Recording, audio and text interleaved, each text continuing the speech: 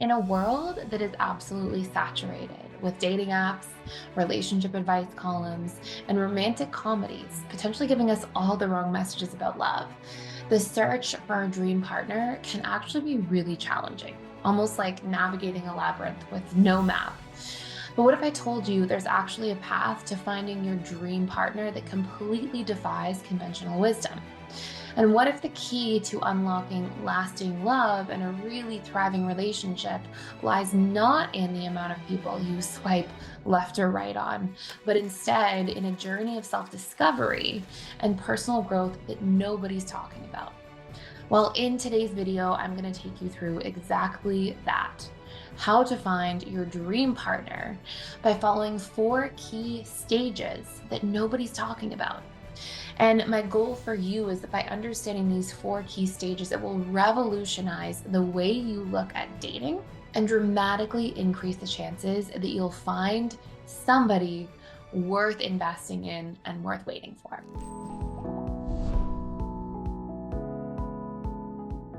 Now, if you're new to this channel, my name is Thais. Welcome. I put daily videos out here all about the subconscious mind, our relationships, and how to really thrive in terms of our connections by understanding ourselves and the relationship we have to us first. So, in terms of these four stages to finding the partner of your dreams that nobody's talking about, the first stage is our intentional stage. I cannot tell you how many times, as somebody who ran a very busy client based practice for the better part of a decade, I would see clients come in and say things like, I really found this person attractive and I've had a lot of fun with them. So I jumped into a relationship with them and now it's been 2 years and now I'm really miserable and I don't know what to do. So many times we sort of decide to pursue a relationship with somebody based on a whim, without actually being intentional as to what we're looking for. Now, intentional and rigid are two separate things. I don't want anybody to sit down and have this checklist of 40 things that they interview somebody on in terms of the first date and know if this person has exactly all those things going for them. See, that's not the intention. But what we want to do in terms of becoming intentional is first know our non negotiables in this first stage. Okay. So it's almost like stage one intention, stage 1A. That what that actually means is we need to know our non negotiables. What are the things that are absolutely not okay with you? Is it somebody who has a big history of always being unloyal in all of their relationships and cheating on all of their partners? Is it, I had a client one time, for example, who said her mother had died of lung cancer, and her non-negotiable was she will never date a smoker. For some people, it's being vegan, or for some people, it's absolutely not being vegan. But this is a very personal process. And I can't tell you how many times I would see clients literally date people that they knew there were non negotiables around. And they would make this justification and say, oh, well, if we fall in love, one of us will change. And then 2 years or even 5 years later, those non negotiables really came to a head. Things like somebody saying, I never want kids, somebody saying, I absolutely want kids. 5 years later, these things come to a head, and all of a sudden, the relationship dissolves. And it's 5 years of invested time where we would have known really early on it wasn't going to work. So you want to know your non negotiables and you want to be quite clear about them. So taking the time to consider that is huge. 1B here in this first stage of intention is we also want to know our standards. Now, somebody isn't going to meet all of your standards in a relationship all of the time, but these are things that are important to you, but not non negotiable. So things like I have a standard for somebody who, is traveling a lot, or they love traveling, they love adventure, they love exploration. That would be a big standard for me that I have in a relationship. Or somebody who's ambitious, or somebody who is open minded and loves personal growth. I know for myself personally, if I were dating from the get go again, one of the non negotiables I would have would be, I wouldn't want to date somebody who's not going to work through conflict. It's so important to me that two people can work through conflict, hash things out, and actually resolve things. And a high standard for me might be that somebody's interested in personal growth. That would be really important to me. But as long as somebody's willing to grow in the relationship and do the work, it wouldn't necessarily be a non negotiable. So these are things that we want to get clear on. You don't have to have the perfect answer to these questions. These are things that just by reflecting on them, you give yourself a huge head start. Then this brings us to stage two and finding the partner of your dreams. And this is the connection stage.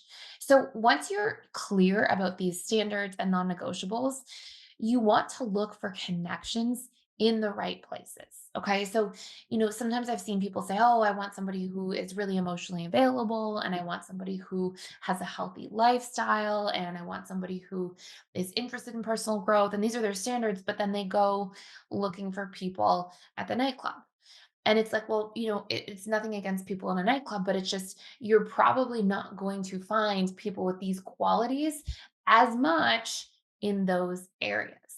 And so we want to be really mindful about where we're looking for our connections, and we want to make sure that the places we are going to try to form connections are in places where people are likely to have the qualities and standards we were looking for in stage 1.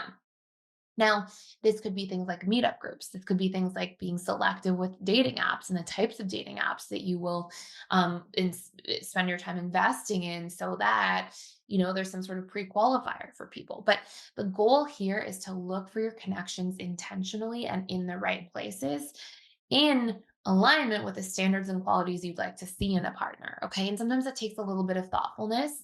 There could be book clubs, there could be hiking clubs, there could be different things that you do in a community setting, to try to find the right fit or the right match. But you just want to actually take a look at, here's what I've mapped out in terms of what I'm looking for, here's where I'm likely to find those people. So, I have some really exciting news, and it's that integrated attachment theory training is back. So, who is this for? Well, of course, this is for any individual who wants to make an impact and really be of service to others while also obtaining freedom and flexibility and abundance in their lives. And this is also for anybody who's already a counselor, a therapist, a coach, and just really wants to expand their toolkit.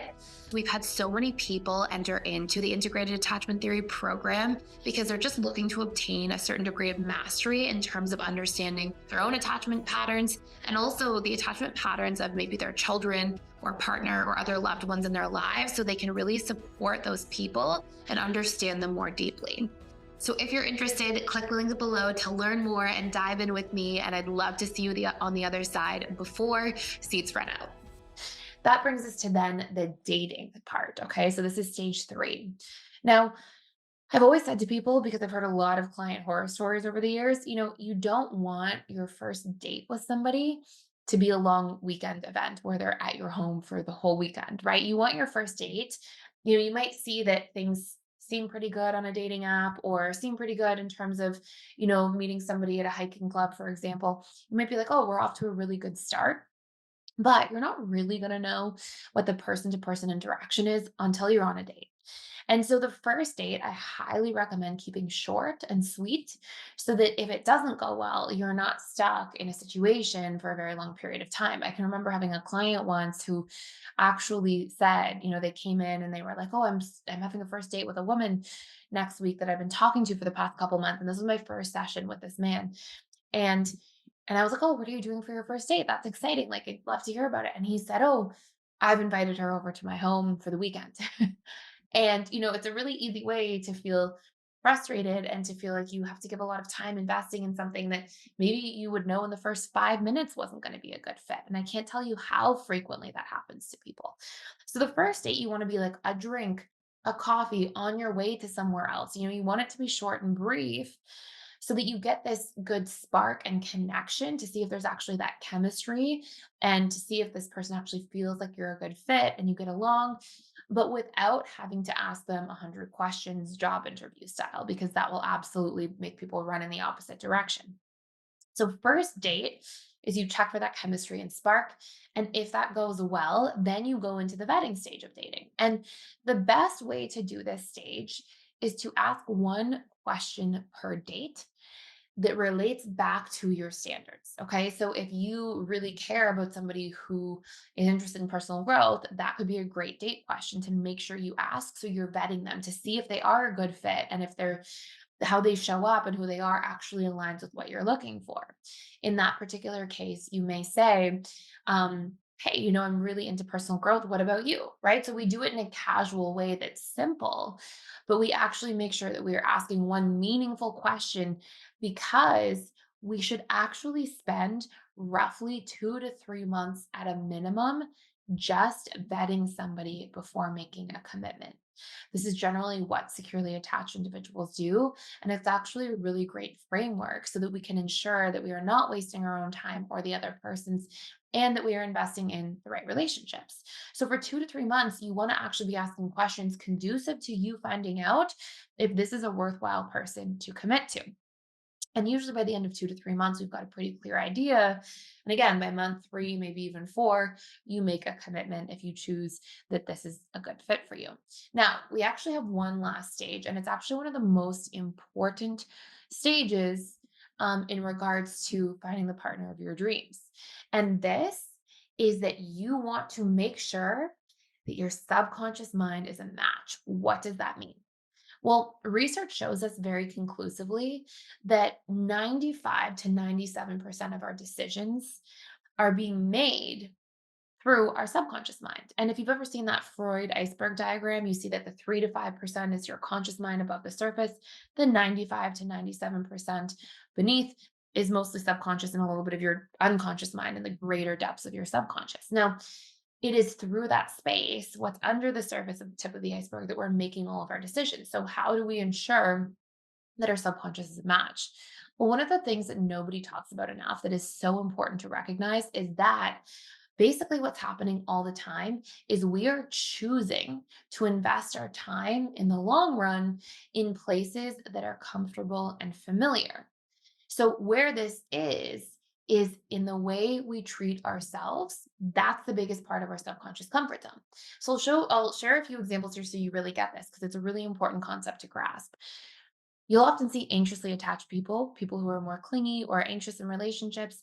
They tend to be attracted to dismissive, avoidant people. It's generally a big way of how it goes.